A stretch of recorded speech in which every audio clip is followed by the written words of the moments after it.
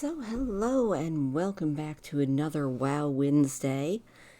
This week we are going to be exploring the Badlands, which is a zone that got really expanded in the Cataclysm expansion and had two very notable quest chains added to it, which makes it a lot more fun. I feel like a lot of people skipped this one back in Classic or just kind of ran through it.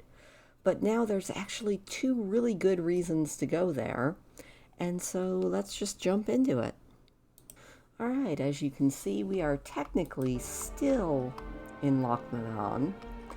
You can see the Twilight Citadel there in the distance, but that's not where we're headed. We are headed to this desert area. It looks bleak, it looks sort of barren, but there's plenty of interesting stuff there if you just look hard enough. So the first thing that I actually saw this morning when I was just kind of running around, kind of checking stuff out, seeing if there was anything like super interesting that I had forgotten about, or anything that maybe I had never noticed. And that is, if I can get to one, I think this one here will have it. If you see these rocks all over, and there's a cat now attacking me.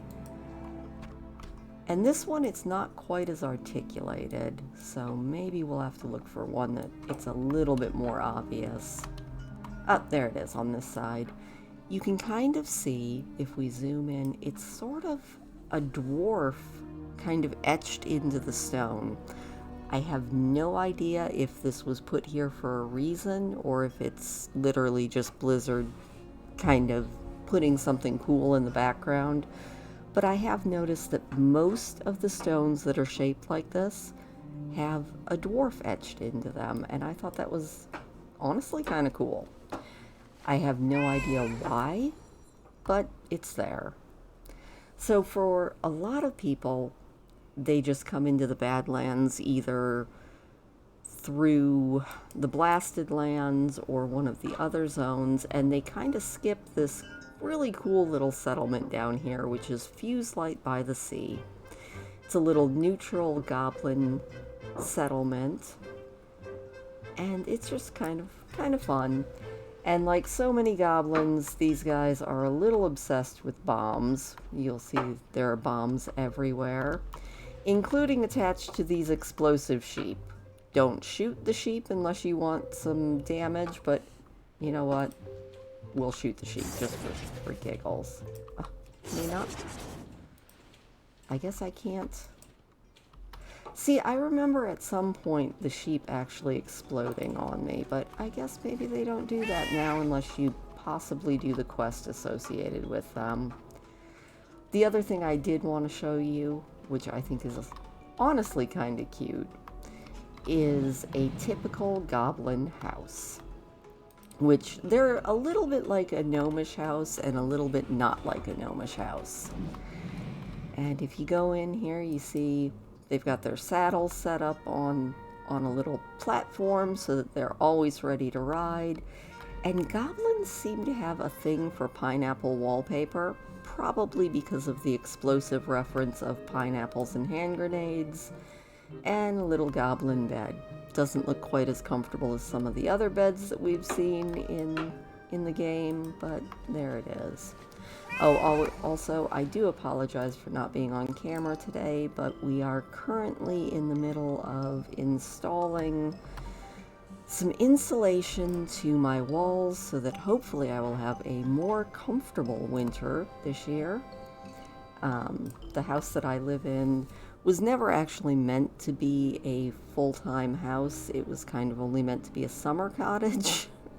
So my walls were literally just 2-inch thick logs, and did make for a very cold winter. Speaking of winter, it's also currently snowing outside, so I'm kind of wishing that the insulation would have completely gotten up maybe last week. Yes, I know snow in October seems ridiculous, but not here where I live. It's kind of never welcome, but definitely just something you have to put up with.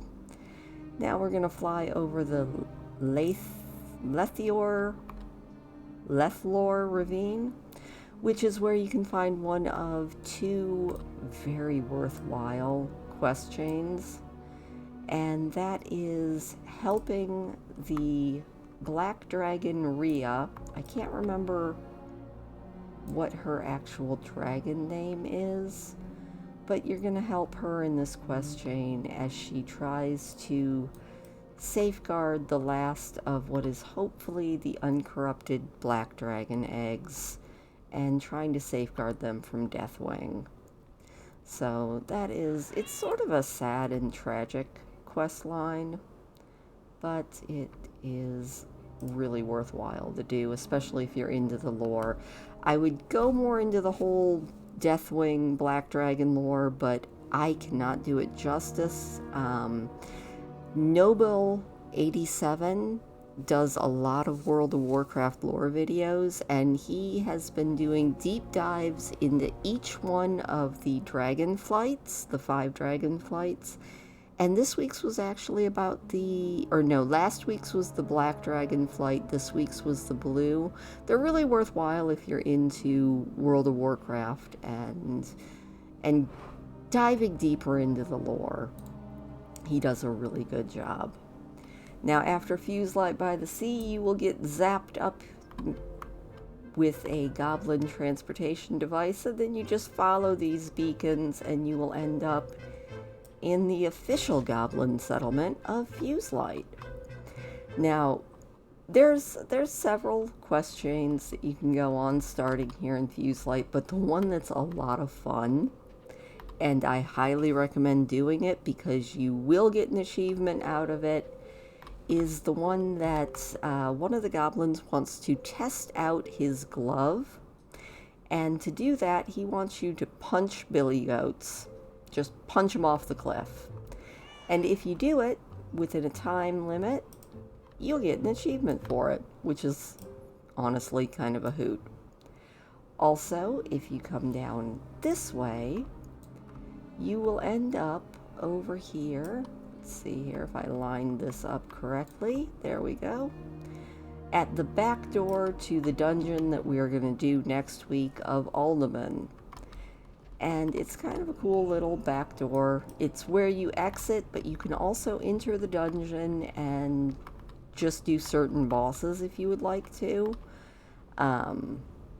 That's kind of worthwhile because Alderman, like so many of the other classic World of Warcraft dungeons, is a big one.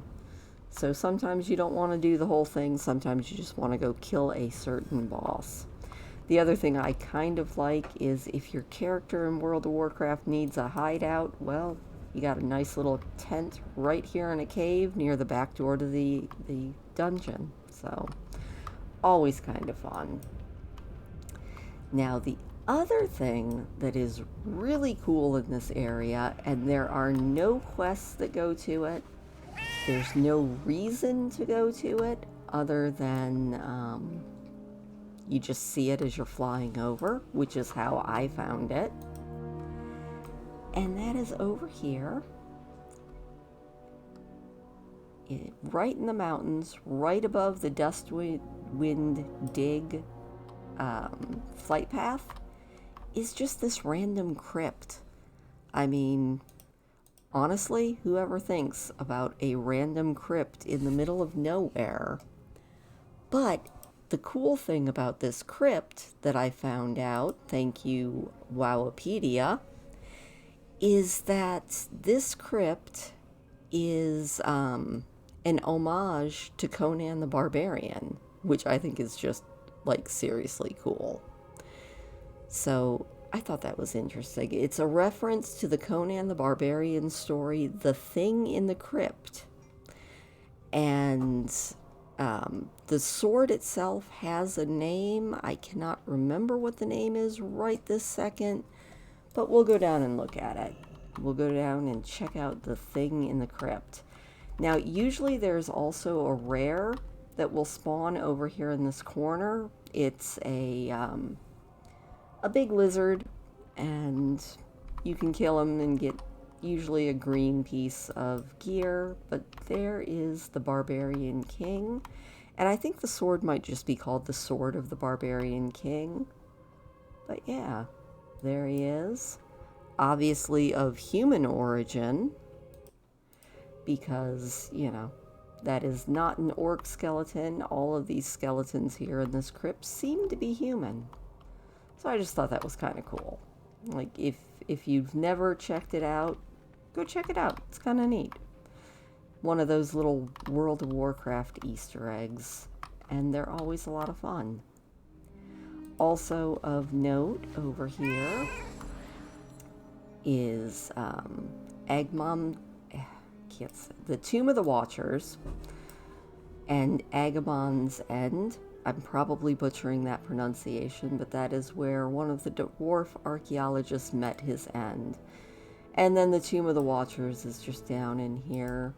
It's just a kind of neat little Titan facility, which we will see so much more of as time goes on and I keep exploring. But if you look there, we've got some sculptures and reliefs all over the walls. And you've got a couple of quests that you'll end up doing for the various factions in this area. Mostly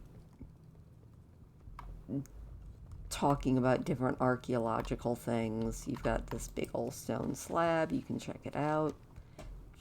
Inconspicuous stone slab.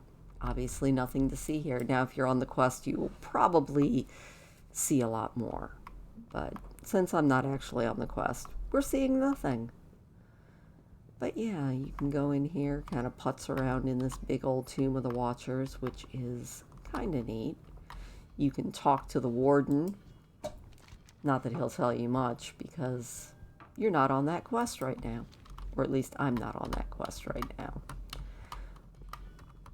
But we will go from there over to something else that I found while checking out all of the rocks in this area. After I saw that dwarf just kind of randomly in a rock, I was like, okay, that's really cool. So I went around and I started looking, and if I can find it again, which hopefully I can, because I double-checked where it was. I'll probably still get a little bit lost. But yeah, just past this nifty little tent and up in the hills, you will see a formation of just random rocks. There they are. And the cool thing that I found in these rocks is a fossil. And I don't know if there are any others in the game, but yeah, you can see it right there. Just a random fossil in the rock. Does it have anything to do with anything? Not really, but I thought it was cool. So yeah, there is one horde settlement in this area, and that is down that way. That is New Kagarth or Kagarth. But the other really, really fun thing that just makes this entire quest so worthwhile is when Deathwing came and kind of messed up everything, he also left behind a couple of adventurers, and Beryl's already done this quest, so I can't do it, I don't think, unfortunately. But there is an entire quest chain called The Day Deathwing Came. And most of it takes place here in the Scar of the Worldbreaker. And in it, you just get to see 3 very braggadocious adventurers and all of their talks about what happened on the day that Deathwing came and the various ways that they saved the world from him.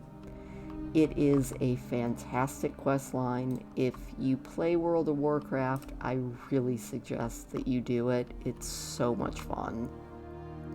Plus, what other quest line will you ever get to punch a giant dragon in the face? And for that reason alone, it's totally worth it.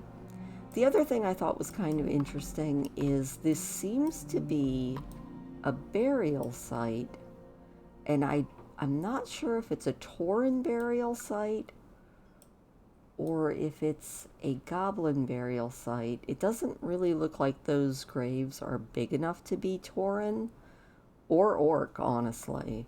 So I'm kind of thinking this might be a goblin burial site, but not 100% sure, so don't quote me on it. I just thought it was kind of neat. So yeah, that is honestly about it for cool little interesting things that I found. The other thing that you can see back here is the ruins of Kargoth, which used to be the Orc settlement, and they ended up moving over here and making a new one. There's also a really cool little cave back here. I don't know if there are any horde quests that are attached to this cave. There could be, but another cool little hideout if your World of Warcraft character needs a place to just hide out and chill, because there doesn't seem to be anything here other than a cool cave. So yeah, that is about it for the Badlands. It's not the biggest zone ever, but it's a fun zone. And it also houses 2 archaeological dig sites if your character is into archaeology, which I definitely am because I happen to find it a lot of fun. There's one over here by Hammertoe's dig site and another one by the entrance to Alderman, which is where I am going to take Beryl and leave her until next week when we run through that dungeon. And it's a dungeon that is definitely a World of Warcraft lore lover's absolute delight, because it is full of all sorts of titans and titan artifacts and all of that. So that is where I am going to leave our intrepid explorer Beryl. And as always, if you know of anything that I missed that's like something huge, there is the, I think it's called Angior, or is it just Angor? Angor Fortress. I'm pretty sure that that is a quest chain that I have done, but not in a long time, so I don't feel really qualified to talk on it. I do remember it's really hard to do at level, but then again, a lot of things are really hard to do at level. But yeah, that's about it. Hopefully by next week I will have all of my insulation up. I'm crossing my fingers for that, because winter weather is closing in on me, and closing in on me fast. Hopefully I won't actually have any snow accumulation when I wake up, but I don't even have any guarantees on that, because I live in the Upper Peninsula, and snow is a thing that happens, and happens a lot. So anyway, hopefully the new insulation will be up, the wallboards will be done, all the trim will be done, and we can get back to having my house put back together and not looking like a F5 tornado just hit it. So anyway, thank you so much for watching, and as always, I will see you next week for another WoW Wednesday.